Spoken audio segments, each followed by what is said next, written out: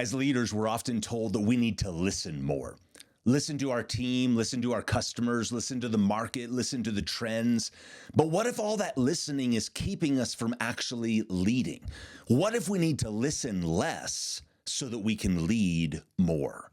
Welcome to the Ware Show, a podcast for leaders who want more and won't settle for less. Straight talk to help you lead better, live bolder, and not lose yourself in the process. If you're serious about going to the next level in life and leadership, you're in the right place. Well, hey, everybody, welcome to another episode of the Ware Show, where we talk about going to the next level in life and in leadership. Glad to have you with me today. And if you're a regular on here, I'd love to ask you to do me a favor and share this with another leader who wants to grow like you do.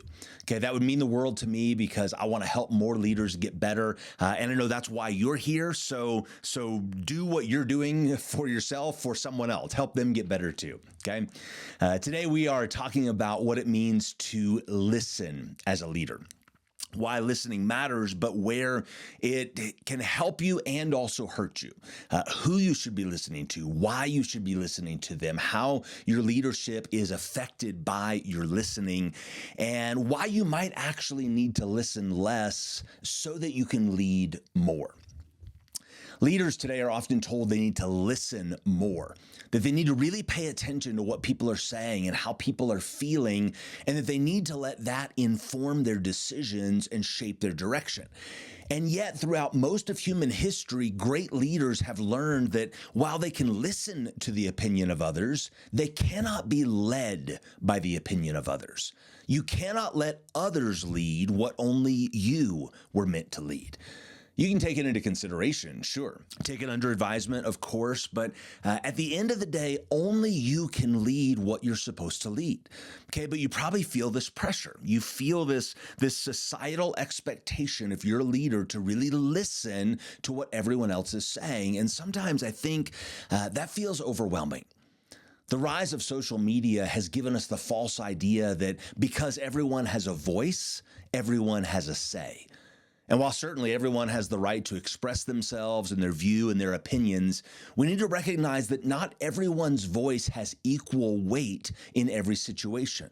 By virtue of their experience, their expertise, their position, their influence, certain people's voices have more weight in certain scenarios than others. So if you're a leader, you have to make sure the voices you listen to are the right ones at the right times.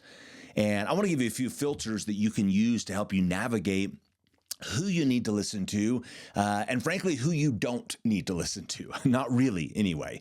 How you need to let that impact the way that you are leading your team or your organization. So a few filters that you can think about. Number one is listen to experience more than opinion. Listen to experience more than opinion. Leaders, be careful about listening to people whose opinion outweighs their experience. These are the people who are happy to tell you exactly what they think, exactly how they feel, exactly how they think you should be doing things differently, but they have no experience, no track record, no resume, no qualifications to support anything they're saying. They've never sat in your seat. They've never had your responsibility. They've never carried your burden. They've never navigated your course or anything even close to it. You need to listen to people who have experience, not just people who have an opinion. Okay, this is the stereotypical armchair quarterback, right? Okay, it's the guy who's 60 pounds overweight, stuffing his face with chips and knocking back beers in the recliner, watching the game on Sunday afternoon, yelling at the TV, trying to tell the quarterback what he should be doing. Okay, and we've all been that guy. Well, maybe not the chips and the beer, but you know what I mean, right? But we've all tried to think that we could interject, to think that our opinion mattered in a situation where we really had no experience. And if you take a step back and think about it, it really is kind of ridiculous. Like, dude, you may have an opinion and that's fine. You're entitled to that, but you have no experience to back up that opinion. Okay, unless you've been an NFL quarterback or you've been intimately connected to the game, you might have a voice, but your voice really doesn't have any weight. Okay, think about it. Even commentators, who that's their whole job is to weigh in on the game. When they come on, on the halftime show, they have at least played the game or coached the game, right? It's not just a bunch of dudes sitting around yelling at the screen. These are guys who know the game. They played it at the highest level. They coached it at the highest level. That's why they are the ones commenting rather than your half-drunk uncle, okay? And here's a really important point to distinguish. Working for the same company doesn't mean you have the same perspective. The cashier and the quarterback may both work for the same ball club, but that doesn't mean they're really playing the same game, right? Because they have different roles and different positions.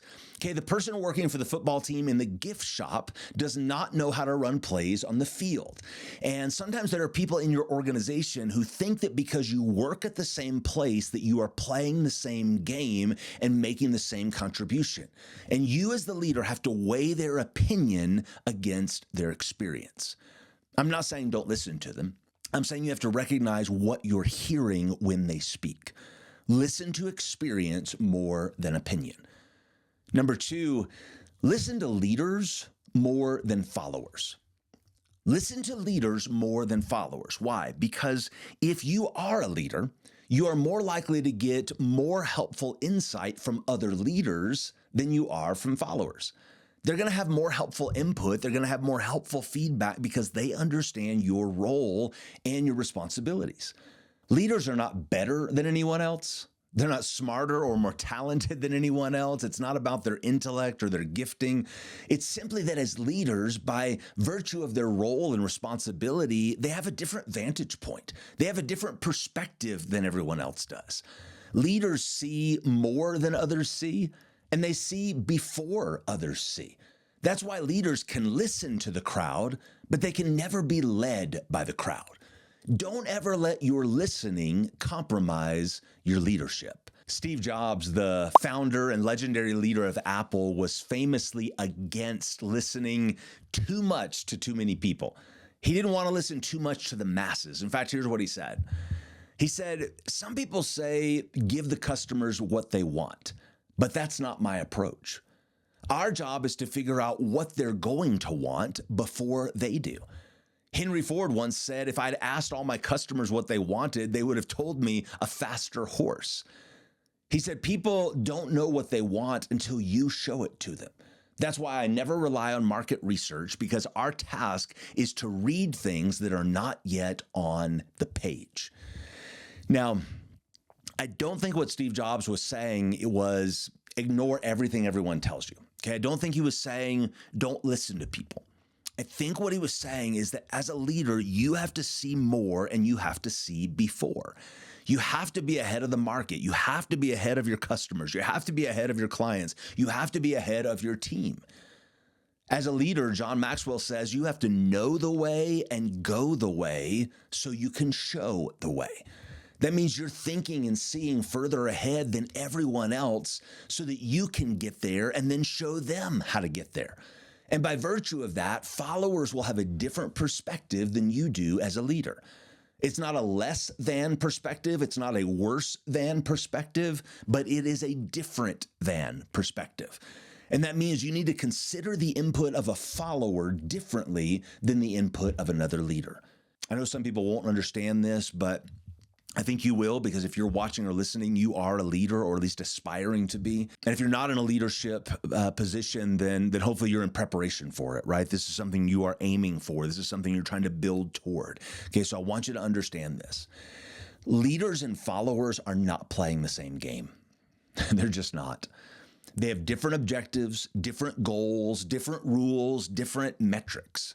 Okay, Alex Hormozy talks about this. He says that when you weigh the input of others, you have to consider their competency, their experience, and their alignment. How aligned is this person with you and your role and your goals? Okay, I think this matters. Leaders are going to be more naturally aligned with other leaders. So you need to be careful about whether you are listening primarily to other leaders or to followers.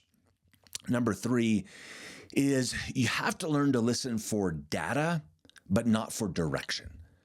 Listen for data, but not for direction. I do think it's helpful to be a good listener in your leadership role, but you have to filter what you're hearing for data and not for direction. Okay, there's a really popular idea right now about leaders going on listening tours in their organizations, especially if they're new to the company or new to the role, that they'll just spend, the first 30, 60, 90 days just going around and listening to everybody, whether it's in small groups or one-on-one or large groups or whatever, and just listen to what everyone has to say. And I understand where it comes from. I think it's well-intentioned, but I also think it can have some unintended consequences. Because if they aren't careful, a leader can allow all the opinions, all the feelings, all the frustrations of the people to begin to determine the direction they take as a team or a department or even as a company. Okay, and I think that's a problem. As a leader, you need to listen for data, but you cannot listen for direction.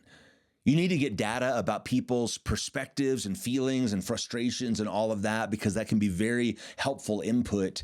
But that cannot, in and of itself, determine your direction. Why? Because you are the one who has a vision for what you're leading. That means you set the tone, you set the pace, you set the course. Anyone can compile data, but only leaders can craft direction. So if you're a leader and not just getting data, but getting direction from your followers, well, you're not really leading anything. Okay, so I'm not saying don't listen. There are people who are going to watch this and they're going to say that's what I said, but that's not what I'm saying. What I'm saying is that make sure you listen, but listen to experience more than opinion. Make sure you listen to other leaders more than you listen to followers. Make sure you listen for data, but not for direction. Okay, let me tell you how I learned this. There was a season of time a number of years ago where I listened too much. And the result of that is that I led too little. In an effort to make people feel heard and feel valued and feel included, which are all good things, by the way, but in an effort to do that, I went too far. I gave the voice of some people on my team more weight than their competence or experience warranted. And as I look back, I realize I should have trusted my gut more than the group. Listening to the wrong people, the wrong perspectives, compromised my leadership. I should have actually listened less so that I could lead more. And I think we're living in an age where there's so much pressure to make people feel good by listening to them, that even if you're not naturally a people pleaser, and I'm not, but even I fell victim to this, you can let other people's opinions and perspectives really sway you too much, have too big of an influence in your leadership. And I have to warn you, if you listen to people in your organization but don't do what they want, if you get their input but go a different direction, if you invite them into the conversation, but ultimately make a decision they don't agree with, you will run the risk of disillusioning and disenfranchising them. No matter how well you frame it, no matter how clearly you set expectations, some people believe that because they have a voice, they have a vote. And that because they have something to say, they have a say. So as a leader, just know sometimes you will have to listen less so that you can lead more. All right, there's a lot more I could say about this, as always, but I want to keep this one tight, keep it precise, and really what I want to do is I want to hear from you. Where have you fallen into this trap? Where have you listened too much and led too little? Where have you let people who had opinions but not experience, people who were followers but not leaders, where have you let them have too much of a voice? Drop me a comment, shoot me a DM. You can find me at the Matt Ware on all the socials. And again, it would mean the world to me if you would subscribe and share this with someone you know. But until next time, consider if maybe you need to listen less so that you can lead more, because that may be exactly what will help you lead better and live bolder.